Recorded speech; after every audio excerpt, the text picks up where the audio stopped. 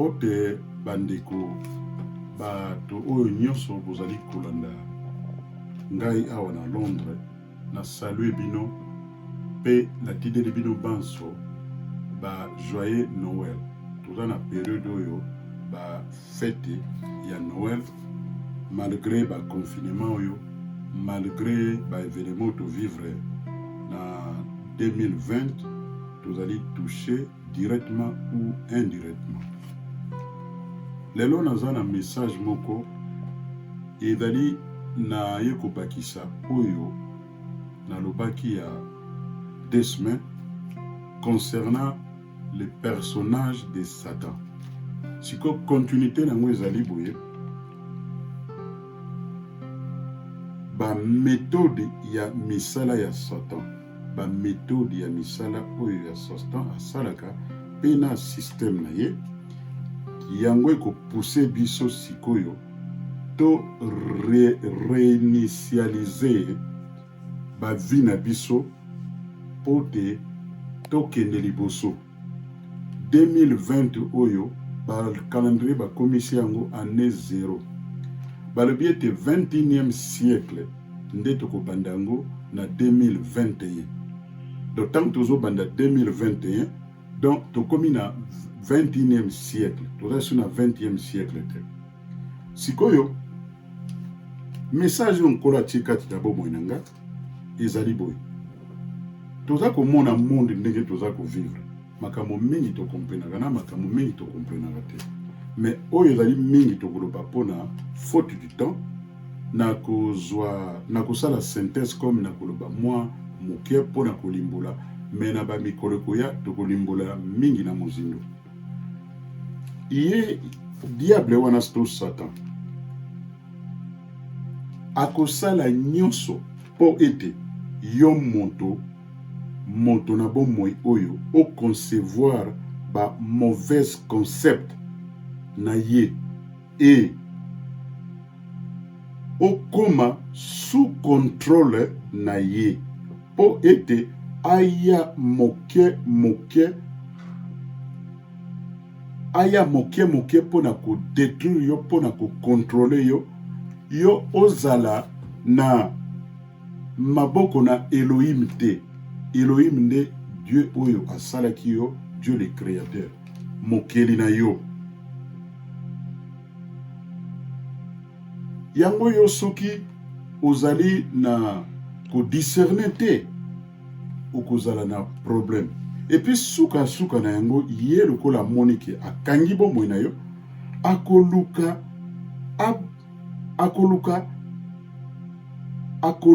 aboma ba croyant biso ba croyant pe ko détruire ba témoignage oyo sengeleki toloba pona nkolo po ete tokoma sous son influence au lieu tozala sous l'influence de notre Dieu le créateur.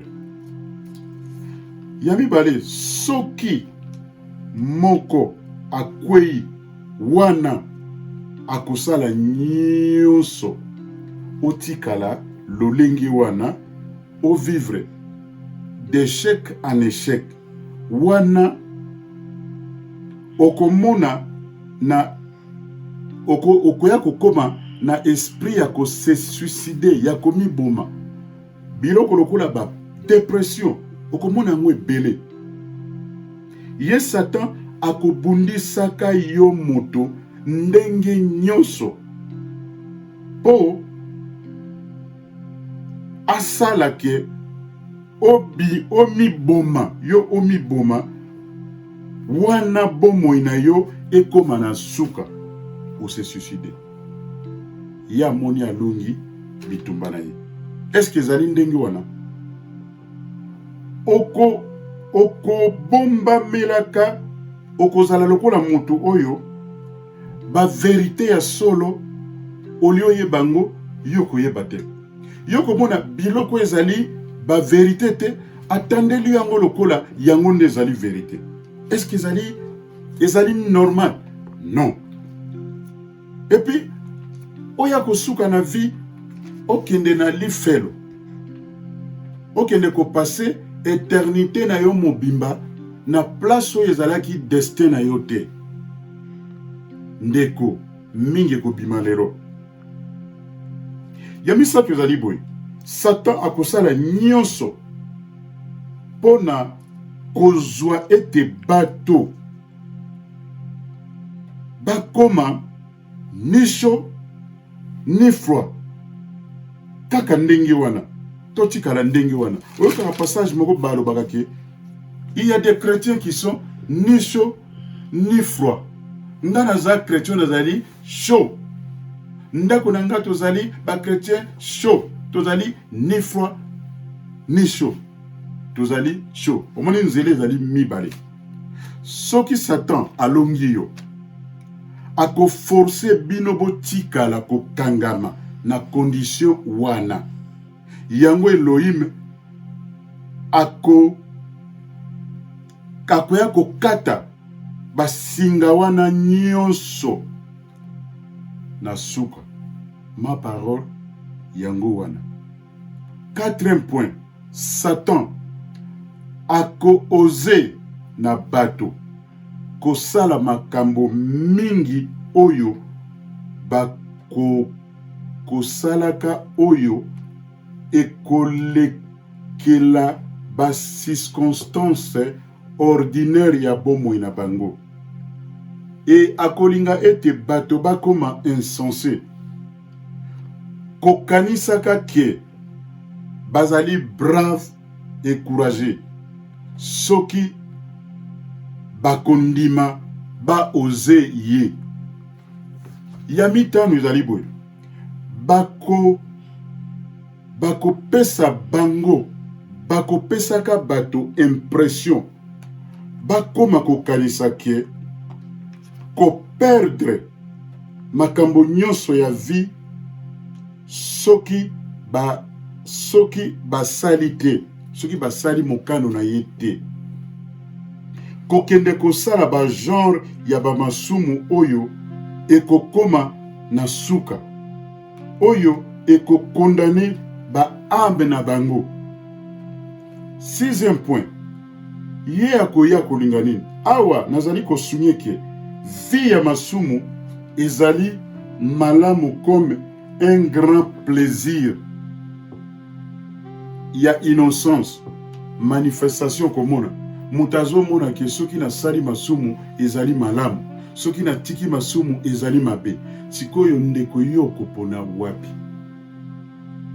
Esengeli ko renoncer vie ya masumu complètement na bomo na yo pour te yo zala bien. Il y a 7e point. Alingi ke yo aurait mieux une passion impure na mibali pe na basi akosala bino bobwaka nyonso, retenir et boya ko vivre une vie de distraction plus loyenge na loyenge, sans réflexion malamu, sans sens ya analyse malamu.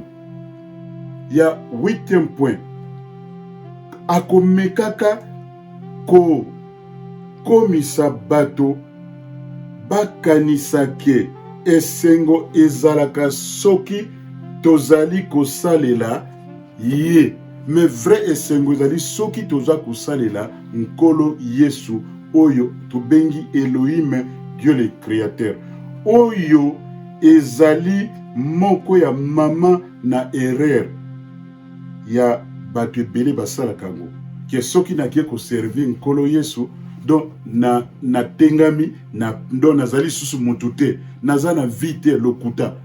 Biso tokosalela nkolo Yesu bisika totamboli, bisika to vivre soki ezalaki mpona Yesu Kristu te, tokoma na babisika wana te. Soki Nzambe wana akoki kosalela yango na bomoi na biso, mpona nini yo te ndeko? Yango moni kolanda vie de plaisir te, kolanda vie ya loyenge te, kolanda vie de distraction te ndeko na ngai. Plaisir ezalaka na lifuta te. 9e point, toteya avec diligence ba faire oyo ye Satan besoin na ye ezali nini. azwa temps pour omona bomengo te omona bomengo to recherche moko rapide oyo ezalaka liboso avant ya ko servir nkolo.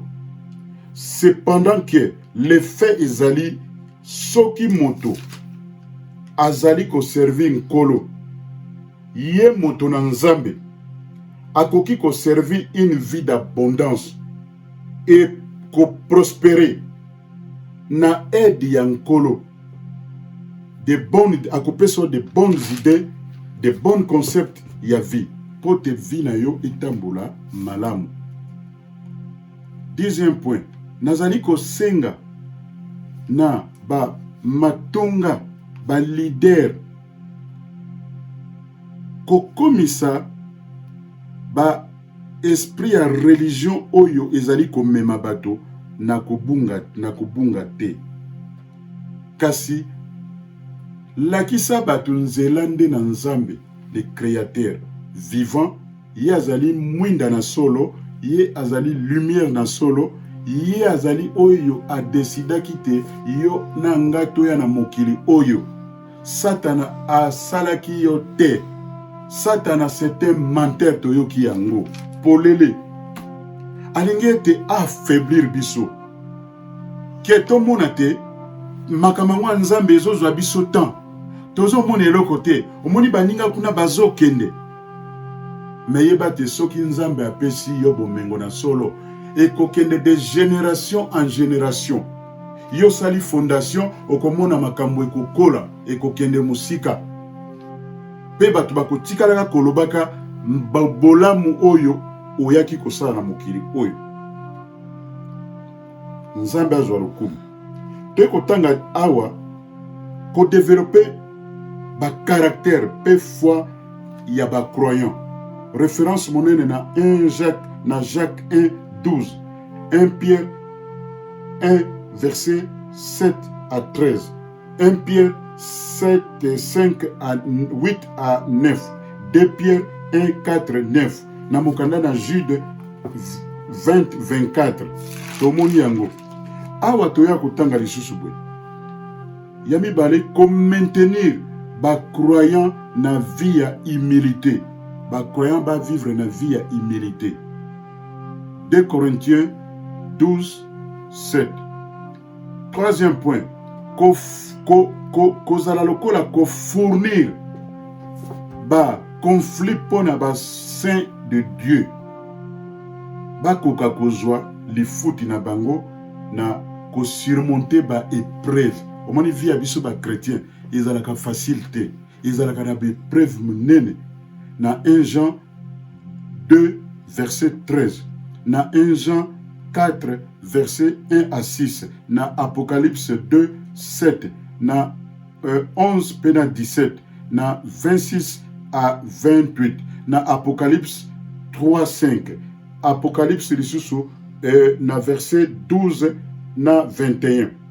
Quatrième point, kolakisa démonstration ya pouvoir to force ya Elohim likolo na pouvoir na Satan diable mokana na Marc 16 verset 17 na 20, 1 Corinthiens 4 9, Ephésiens 2 7, Ephésiens 3 10.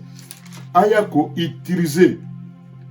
utilisaka biso na ba kambo tomonaka mingi ya affliction, ba douleur, ba kozoka ya vie nyonso po oyo ememela bato na nzambe pe bato bazala na esprit ya kosalaka repentance na bomoi na bango bazongela nzambe ndenge mama Brigitte alobaka ntango nyonso tozongela nzela na nzambe, tozongela nzela na nzambe, toboka makambo, toboka ba plaisir ya mokili, tolanda nzela na nzambe.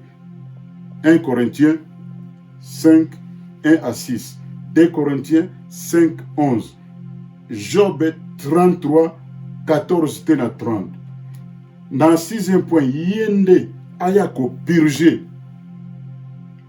to ko tongola bomoi na yo kati abanda na kati pete na libanda pote omona o créer ba possibilité qui est to kweyate na futur na biso. Apocalypse 21 irobeli biso mingi. Yango moni te na koloba lelo po na bosukisi. Toyoki message oyo. Toyebela boy. Nzambe asala biso po na plan moko spécifique. Nzambe wana yende moto a dessinaki biso toya na mokili oyo. Nzambe wana objectif na ye ezali kete to kumisaka ye. Pote ye azali na plan ya malamu. Siko toyo mona wana plan ya Nzambe na tomoni na méthode Satan asalaka yango ezali ekoya ko empêcher biso pote to mona gloire na Nzambe wana. Yango tango toza na mokili awa toyebela les genres de personnes, les 5 genres de personnes oyo okomona ka bango na vie oyo.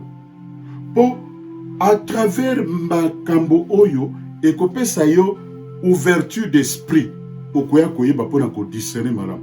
Na mokili tokoya toye ko vivre okomona ka toujours kozalaka na bami bakoya ko conforter na makambo ebele. Oyo mona bato babengi benemi bazali bato oyo yo yebi ete me ye ayina na ye yo. Est-ce que yo yebi bato oyo o discerner bango? Bato babengaka ba protéger. Omoni soko za na talent moko munene na vie. Na likambo moko Nzambe nkolo atia kati na yo. Oyo kutana na bato malamu.